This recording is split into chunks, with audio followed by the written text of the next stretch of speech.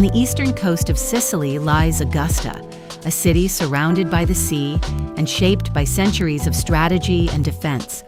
From above, Augusta reveals its unique form. An island connected to the mainland by bridges, protected by water on all sides. This natural position made Augusta a key stronghold throughout history, a place where empires built fortifications to control the Mediterranean. Dominating the landscape stands the powerful Castello Svevo, a fortress of stone rising directly from the sea, once used as a defensive stronghold and later as a prison.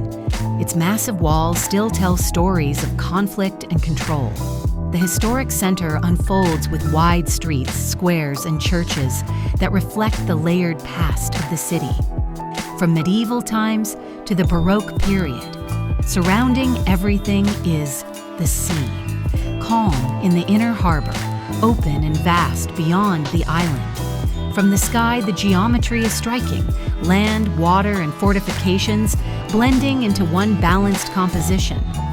Augusta is also marked by more recent history, shaped by its industrial presence, creating a contrast between past and present that defines its identity.